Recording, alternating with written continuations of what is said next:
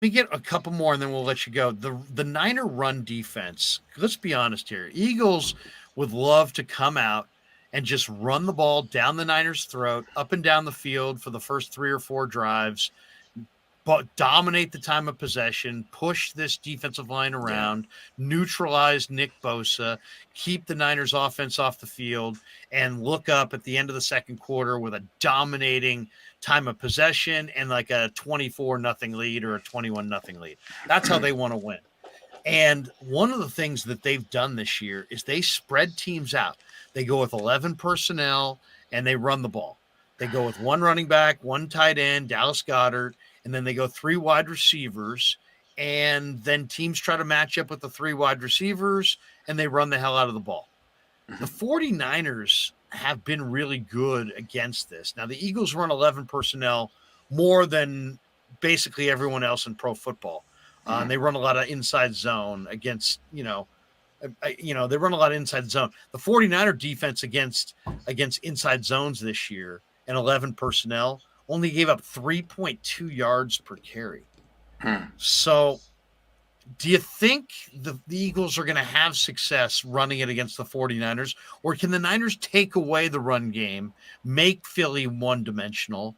And, because to me, if Philly's got that run option all day and they can run with success, it's going to be really hard to win. Really hard to win. Yeah, I mean, I think there's like different types of inside zone that you 1 back, 3 wide receiver inside zone. There's like the Rams version, which sucks. I hate the Rams run game. You have a quarterback that's not involved, so it's 10 on 11. You have 3 wide receivers, 1 back. How many different blocking combinations can you do out of that, Larry? Like 3? Inside zone, you could do split belly zone, you could do outside zone. There's like 4 things you can do. It's not that hard to stop. But when you add the quarterback running element into it, now it's harder because it's assignment football. And so I feel like that changes everything. And this is what the Niners, they devour the Rams style of running game. Devour it. But once you get the quarterback involved and it's 11 on 11, it's a whole, now you got to slow down. You're on your heels. And what Philly has to do is win first down. If they're consistently getting 4 or 5 yards on first down, the Niners defense is going to be ineffective. Once Philly falls behind, then the Niners defense feasts. The Niners win this game. If they do, what will be the primary reason for it? If they do. They win the game. If they win the game. Yeah, they're going to have to play their best game they've played all year. They're going to have to execute perfectly from the opening whistle. And Kyle Shanahan is going to have a much, much better game plan than last week. Obviously, Brock can't turn the ball over. He's gotten a little lucky on passes that could have gotten picked off. Not all of them were his fault. Some have gotten tipped.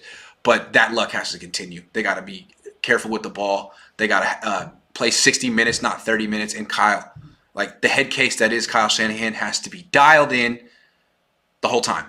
That's it. They have to take down a better team. I also think, the turnover thing is so, they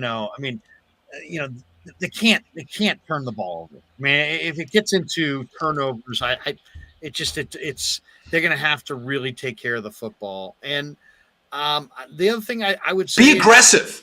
Don't wait on Philly to beat themselves, because they won't.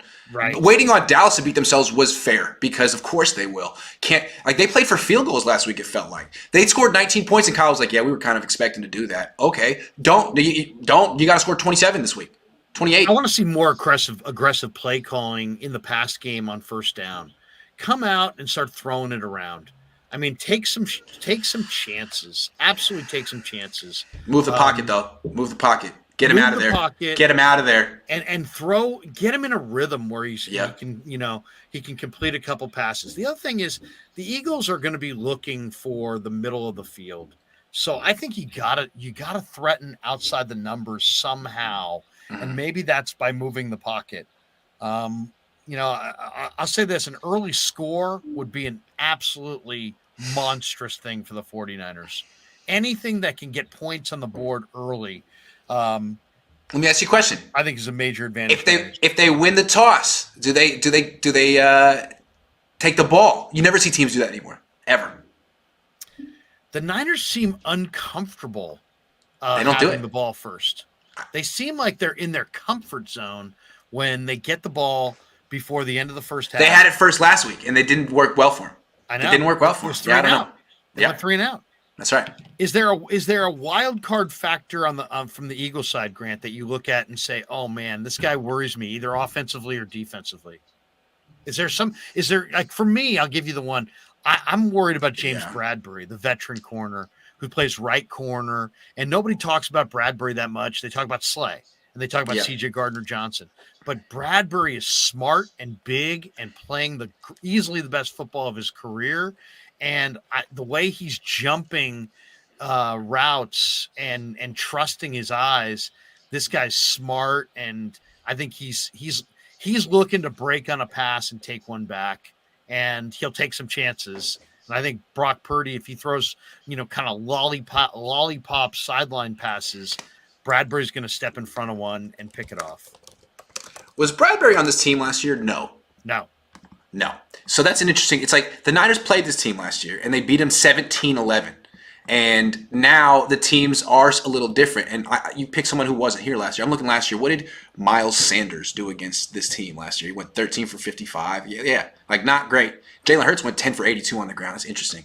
To me, I'm picking another guy that wasn't on this team last year, A.J. Brown. We talked about him earlier, but he's really good. Like if he's not as good as Devontae Adams, he's almost as good. And he's better than DK. And these are guys that have really had their way with the Niners the last few weeks. Jalen Hurts has a pretty deep ball, a very nice deep ball, and he's got this freaking guy, not to mention Devontae Smith on the other side, but the Niners did a good job against Devontae Smith in that game. I'm looking, he had 2 catches for 16 yards. So the Niners have proven they can at least match up. Now, there were different corners on that team, I know, but still. I think Lenore played. No. Lenore played in that game. No, Lenore week 2. played, and Quez Watkins burned him for the touchdown. Yeah. On the far That's sideline. Right.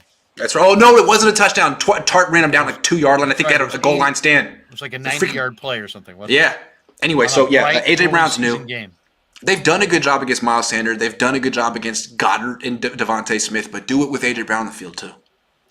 I think if you're going to play East, this is the ideal time of day to play. I don't want that early window, and I don't want the night game. I'd like to play in this window. So yeah, it's a good one. I think this sets up as good as it can. Weather-wise, what are you hearing? You're traveling in it, right? Hold on. Let's look. From what I heard, it's supposed to be no problem. Let's just make sure that that's the same. That's the case. Hold on. This is really exciting. The East, it could, things change in a blink of an eye. It does. Let's see. Philadelphia. Okay, here we go. We're talking Sunday. 50? 50? 50. No, so it's going to be NorCal weather. It's going to be fun. It's going to be fun. Yeah. Yeah. So your biggest fear is Shanahan. I would say my biggest fear. He's a head case until he proves he's not. Until he proves he's not. He's got demons. You're worried that he's gonna get too conservative. He overthinks himself. He did it last week. They need a use check to be like, come on, let's do what we do. You're overthinking it, Kyle. It's about what we do best, not what you do best. And I think Kyle's like, you're right. Oh my God, sorry. But it's getting like, I don't know what it is, but he has his history at the finish line of blowing it. So show the maturity, show the growth. Listen to your players. Do what they know what they do well. This team's been together for 5 years. Like, you guys are a group. Don't make it be about your ego. It's about the team. It's about the team. If I was him, man, I would emphasize we need to start fast. And I think as a coach, he needs to start fast. Don't settle in.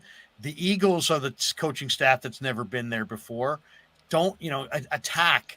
Don't give away any series. The one thing about Shanahan that bothers me in some of these playoff games, Super Bowls, is that he gets conservative and he'll give away a series or two, maybe before the half, maybe at the beginning of the game. He'll get into like a situation where it's, 3rd and 9 and they do a gun run and punt. To me, they were 4th and 9 on the 38-yard line, and they kicked it into the end zone. Yep. Come on, I mean, go for it there. Even throw a loopy deep pass if they pick it off. Aggressive. Equal of a punt. Be aggressive. Take a chance. Yeah. And again, it's fair. It's fair at home against Dak to say we're gonna play it safe and let Dak beat himself. Fair. Right. Not in Philly. Not against his team. You gotta be honest with yourself that you're probably at a little bit not as good as them. So go and take a risk. Take it to them. Take it to them and pull off the Niners can absolutely pull off the upset. And if they do, man, it'll be one of the most legendary non-Super Bowl wins in franchise history. I'm so excited that I'm going to this game. Is Can't Brock wait. Purdy wins this game and plays great? Or let me ask you this. He becomes the most legendary rookie quarterback ever if he wins this game. But I mean, ever. Question. And if literally there's movies going to be made about this game. Yes. But has he already done enough where he's the unquestioned starter going into next year? Yeah, I think so. I mean, if he loses one game, they're like, oh, how freaking dare you lose one? No, I think he's a starter, but what they'll say is we have two starters, and they'll probably give Trey some first-team reps because they like Trey too. And no disrespect to him, he didn't do anything wrong, but it's Brock's team, and what Trey's going to have to wait for Brock to have like a slump or get hurt. And those things happen. It could happen. I mean, frankly, injuries happen to all quarterbacks. So Trey will get his chance eventually. It's just not going to happen week 1 next year, I don't think. This is an interesting question. It's not a super chat, but I had to throw it up there anyway. Clarsard49, who does throw some great content out. He says, can we sprinkle some Danny Gray and Jordan Mason this game? 2 players the Eagles won't prepare for. Do you think Kyle has the guts to roll out a couple of real babies? I mean, we're talking about young guys who've been on the team all year, guys that the other guys in the room believe in, but guys that they're very slow about putting their young players on the field. Gray's got the best speed of anybody in this game. Jordan Mason has as good a power as any back in this game. Will either get a touch. It's interesting because we're talking about being aggressive, taking a risk, acknowledging that you need to go a little bit beyond what you normally do to beat a superior team. Well, you've been using Danny Gray the last few weeks. He's been running clear out routes. He's been on the field. He's not getting the ball. They don't expect him to get the ball. You might get him wide freaking open down the field. Why not? Give it a shot. Also, Jordan Mason has only rewarded your trust every single time you've given him the ball this year. Get him back in the game. And another guy that I think deserves another touch, 1 or 2 on offense, is Ray. The Niners need to use misdirection on Sunday. How about that play that they did to Ray where it was a fake toss to Christian McCaffrey, tunnel screen to Ray in the backside? Like, that was money. Do it again. You did it 1 time this year. Went for 50 yards. Yeah. Use your speed. I mean, you put Danny Gray or Ray McLeod out there and you connect, those guys can take it to the house. They do, and the whole crowd gets taken out of the equation. So, yeah, I would love to see the Niners sprinkle in their big play speed. All right, prediction time. Appreciate you stopping by. We're an hour in for over, lots of people in the chat, and thank you to everybody. Prediction time? Oh, I can't do it, man. Not on Thursday. I can't do it. Prediction. I can't. I can't. You don't have to predict the final score. Okay. Predict the final the score. win? I can't predict the win. Okay. What are we predicting? Just one prediction. Okay. From the game. It doesn't have to be the final score or the outcome. It could be, I'll give you the one that I'm going to predict the Niners are going to win this game. Okay. And I think that the key guy that we're going to be talking about on Monday, who I think is going to have a epic game, is Brandon Ayuk. Ooh. I think Ayuk has got the hands. It's all coming together in this game for Ayuk. I think he goes over 100 yards and a couple touchdowns, and they ride Ayuk's dominant performance to a Super Bowl berth. People are mad at me. I'm not picking a winner. Dude, it's Thursday. It's the NFC Championship week. It's not my first trip around the block. I'm milking this until the end of the week, baby. No. How about Nick Bosa? Well, we got this one. Look at this one. King of Hearts, Grant's betting on the Eagles. No, come on. No. I'm too Jewish to actually place wagers on teams. Sorry. I think Nick Bosa is going to have one of the best games of his career. We've been asking him, where you at, Nick? What's up with the sacks, Nick? And I think there's probably nothing wrong with him. It's probably just a fluke. And he's going up against Jordan Mailata, who's a much better run blocker than pass. But I feel like Nick Bosa is going to step up like Fred Warner and George Kittle did last week. And he might have 2 sacks on his own, 3 sacks on his own. It's going to be the Bosa game.